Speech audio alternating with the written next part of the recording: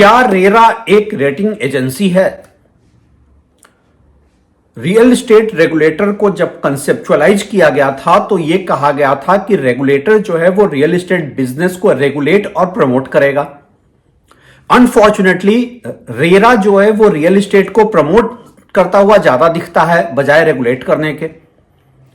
RERA अपने मूल मकसद में एक सक्सेस स्टोरी नहीं बन पाया है।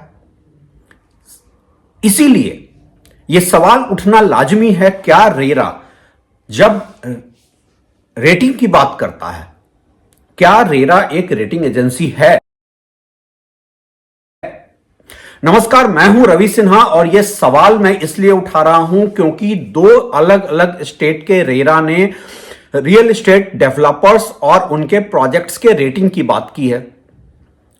पिछले कुछ सालों में इस पर उन्होंने काफी हेडलाइन बटोरा है, काफी सुर्खियां बटोरी है।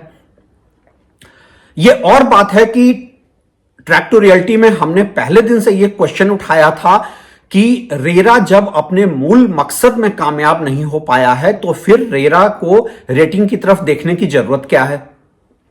हमने यह भी पूछा था, क्या सेबी स्टॉक मार्केट रेगुलेटर या इंश्योरेंस रेगुलेटर आईआरडीए, क्या वो उन कंपनी की रेटिंग करता है जिसका काम उन कंपनीज को मॉनिटर करना है?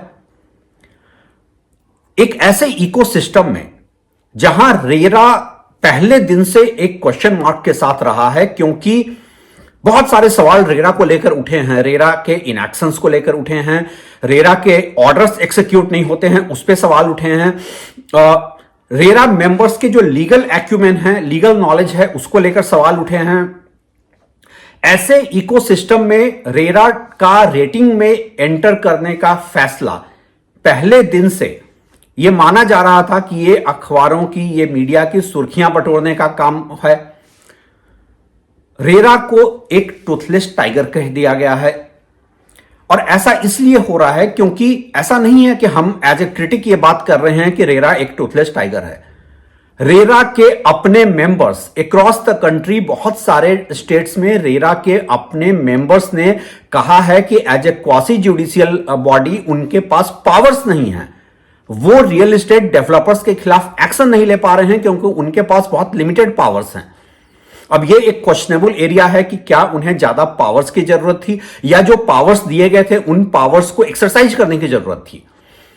रेरा को शुरू से देखा गया है कि रेरा ने रियल एस्टेट को रेगुलेशन की जगह प्रमोशन की तरफ ज्यादा ध्यान दिया है। इन प्रिंसिपल जब रेरा यह सवाल कहता है कि हम रेटिंग करेंगे तो एज पर द लॉ बिल्कुल अपने ज्यूरिसडिक्शन से बाहर नहीं जा रहा है। रेरा एक्ट का सेक्शन 32F यह रिकमेंड करता है, यह प्रोविजन देता है कि आप रियल एस्टेट डेवलपर्स की ग्रेडिंग करें। बट सवाल उठता है, क्या रेरा के पास एक्सपर्टीज है? और इसीलिए आज जब रेरा रेटिंग इवेंचुअली 4-5 सालों के बाद भी सिर्फ पेपर पे रह गया है तो यह किसी को इस पे सरप्राइज नहीं है। हालांकि रेरा ने बहुत जोर शोर से यह कहा था कि हमारा मकसद यह है कि हम होम बायर्स को इन्फॉर्म डिसीजंस लेने के लिए हेल्प करेंगे। सवाल आपके इंटेंशन से ज्यादा आपके कॉम्पिटेंस का था।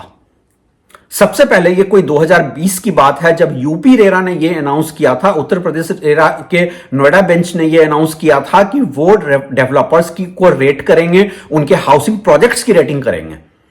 उन्होंने एक एक्सटर्नल एजेंसी भी हायर कर ली थी उसके लिए। आज 4 सालों के बाद भी उस पर कोई काम नहीं हुआ है, किसी ने उस बारे में कुछ नहीं सुना है। एक एक्सटर्नल एजेंसी जो अदरवाइज डेवलपर्स की फाइनेंशियल रेटिंग एजेंसी के तौर पे काम करती है, क्या उनके पास वो मैकेनिज्म था कि वो डेवलपर्स का एक कॉम्प्रिहेंसिव ऑब्जेक्टिव रेटिंग करें? और मैं यहां पे कॉन्फ्लिक्ट ऑफ इंटरेस्ट का मुद्दा भी नहीं उठा रहा हूं, मैं सिर्फ क्वेश्चनेबल एक्यूमेन की बात कर रहा हूं। अब महाराष्ट्र रेरा ने जब पब्लिकली अनाउंस किया है कि वो ग्रेडिंग को होल्ड पे रखने जा रहे हैं, तब यह मुद्दा दोबारा उठ गया है कि क्या रेरा के पास कभी वो कॉम्पिटेंस था भी? क्या रेरा अपने लीगल फ्रेमवर्क से बाहर जाकर रेटिंग करने की सोच रहा था? हालांकि जब महाराष्ट्र रेरा ने कहा था उसका बैकड्रॉप यह है कि बॉम्बे हाई कोर्ट ने एक केस में इंक्वायरी के दरमियान जब ये इंक्वायरी चल रही थी कि जो मुंबई के स्टॉल्ड रियल एस्टेट प्रोजेक्ट्स थे, तो स्टेट गवर्नमेंट से पूछा था क्या महाराष्ट्र रेरा डेवलपर्स को रेट करके क्लासिफाई करके ये इंश्योर कर सकता है कि होम बायर्स इन्फॉर्म डिसीजन लें। सच तो ये है, रेटिंग एक बहुत स्पेशलाइज्ड एरिया है। चाहे वो फाइनेंशियल रेटिंग की बात करें, फाइनेंशियल रेटिंग एजेंसी जो है उनका स्पेशलाइजेशन सिर्फ और सिर्फ फाइनेंशियल रेटिंग में है। हम लोग ट्रैक टू रियलिटी में ब्रांड रेटिंग करते हैं, हम जानते हैं इसके कितने चैलेंजेस हैं। डेवलपर्स अपना डाटा शेयर नहीं करना चाहते हैं। हम भी पब्लिक डोमेन में जो इंफॉर्मेशन अवेलेबल है उसके आधार पे और होम बायर्स के फीडबैक के आधार पे रेटिंग करते हैं। लेकिन रेरा ने इतना लॉफ्टी प्रॉमिस किया था कि वो एक कॉम्प्रिहेंसिव रेटिंग करेंगे जिसमें technical rating, financial rating, legal rating और प्रोजेक्ट ओवरव्यू होगा। कहा गया था कि होम बायर्स और बिल्डर्स के बीच में जो ट्रस्ट डेफिसिट है इससे वो ब्रीच होगा। देखिए, मैंने हमेशा से कहा है रियल एस्टेट एक बहुत ही कॉम्प्लेक्स बिजनेस है। इसका जो बिजनेस मॉडल है वो बिल्ड एंड सेल मॉडल है। ये सेल एंड बिल्ड मॉडल नहीं है कि आपने एक प्रोजेक्ट बना लिया और बनाने के बाद आपने उसको बेच दिया। यह होता है build and sell model. Real estate जो है वो सेल एंड बिल्ड मॉडल पे काम करता है कि हमने पहले बेच लिया है और उसके बाद उस प्रोजेक्ट को हम बनाने जा रहे हैं। एम्पेरिकल एविडेंस की बात करूं तो बैलेंस्ड ओवरव्यू लेना इतना आसान नहीं होता है। फॉर एग्जाम्पल, लॉयर्स जिनको होम बायर्स ड्यू डिलिजेंस के लिए हायर करते हैं, एक लॉयर का जो बेस्ट ऑफ इंटेंशन भी होगा अपने क्लाइंट के लिए, वो ड्यू डिलिजेंस फेल हो सकता है। वजह यह है कि एक लॉयर क्या चेक करेगा ड्यू डिलिजेंस के नाम पे? लैंड टाइटल क्लियर है, डेवलपर ने गवर्नमेंट एजेंसी से अप्रूवल लिया है, पेमेंट किया है, लेकिन यह कैसे आप इंश्योर करेंगे कि प्रोजेक्ट का लाइफ साइकिल जब 4 से 5 साल का होगा, इस बीच में जो फ्यूचर चैलेंजेस होंगे वो क्या होंगे? इस बीच में डेवलपर्स डिफॉल्ट नहीं करेगा। रेटिंग एक ऐसे प्रोडक्ट को जो सेल एंड बिल्ड मॉडल पे ऑपरेट करता हो, इतना आसान काम नहीं होता है। और अगर आप जो प्रोजेक्ट डिलीवर हो चुके हैं उसके आधार पे आप प्रोजेक्ट की रेटिंग करेंगे तो बायर के लिए उसमें क्या वैल्यू है? वहां पर तो बायर खुद जाकर देख सकता है प्रोजेक्ट कैसा बना है, प्रोजेक्ट में क्या क्या एमिनिटीज हैं, कंस्ट्रक्शन क्वालिटी क्या है। आपकी रेटिंग का मतलब तो तब है जब आप प्रोजेक्ट जिस समय सेल हो रहा हो, बना नहीं हो, उस समय जाकर उसकी रेटिंग करें। रेगुलेटर को रेटिंग से ज्यादा सबसे पहले एक ऑनेस्ट इकोसिस्टम क्रिएट करना पड़ेगा जहां पे रेगुलेशंस जो हैं बहुत ऑब्जेक्टिव हों। एक ऐसे इकोसिस्टम में जहां ट्रांसपेरेंसी नहीं है, वहां पे रेटिंग का कोई मतलब नहीं बनता है। रेरा की टॉप प्रायोरिटीज क्या होनी चाहिए? रेरा की टॉप प्रायोरिटीज रेटिंग नहीं होनी चाहिए। रेरा की टॉप प्रायोरिटी यह होनी चाहिए कि जो मैल प्रैक्टिसेज हैं रियल एस्टेट बिजनेस में, इसको कैसे खत्म किया जाए। रेरा को यह इंश्योर करने की जरूरत है कि उसके ऑर्डर्स जो हैं वो एग्जीक्यूट हो जाते हैं, लेटर एंड स्पिरिट में एग्जीक्यूट हो रहे हैं। सच यह है कि आज होम बायर्स के मल्टीपल कंप्लेंट्स जो हैं वो नहीं सुने जा रहे हैं। जहां पर होम बायर को फेवरेबल ऑर्डर भी रेरा से मिल रहा है, वहां पर भी उसको पिलर टू पोस्ट रन करना पड़ता है उस ऑर्डर के एग्जीक्यूशन के लिए। रेरा ने कुछ स्टैटिस्टिक्स थ्रो कर दिया कि हमने इतने नंबर्स ऑफ केसेस सॉल्व कर दिए। भाई, आपने उस पर एक जजमेंट दे दिया, क्या वो जजमेंट एग्जीक्यूट हुआ? क्या होम बायर्स को जस्टिस मिला?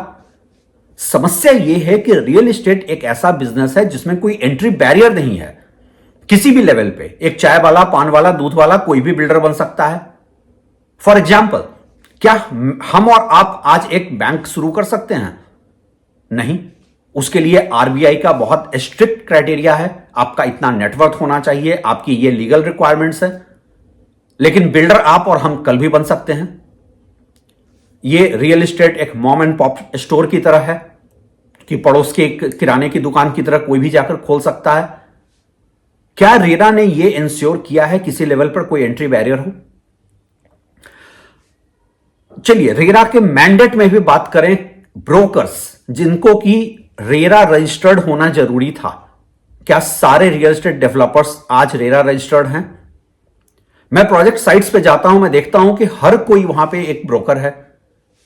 इवन बिल्डर का जो ड्राइवर बाहर खड़ा है वो भी एक ब्रोकर का काम कर रहा है। रेरा ये इंश्योर नहीं कर पाया है कि सिर्फ और सिर्फ रेरा रजिस्टर्ड ब्रोकर से बिजनेस में हो। जब तक होम बायर्स को जजमेंट रेरा से नहीं मिलता है, चाहे वो डिले पेनाल्टी की बात हो या रिफंड की बात हो, तब तक रेरा होम बायर्स के लिए another window of legal litigation है और एक ऐसा प्लेटफॉर्म जो होम बायर्स के बेसिक प्रॉब्लम्स को सॉल्व नहीं कर पा रहा है, उसका मोरल आउटरीच कि हम अब रेटिंग भी करेंगे, इसका कोई मतलब नहीं बनता है। 2025 में अगले साल रेरा अपने 8 साल पूरे करने जा रहा है। रेटिंग की बजाय यह ज्यादा बेहतर होगा कि रेरा होम बायर्स की बुनियादी सुविधाओं को, बुनियादी मसलों को सॉल्व करने की तरफ ध्यान दे, एक ट्रांसपेरेंट इकोसिस्टम बनाने की तरफ ध्यान दे। Thanks for watching.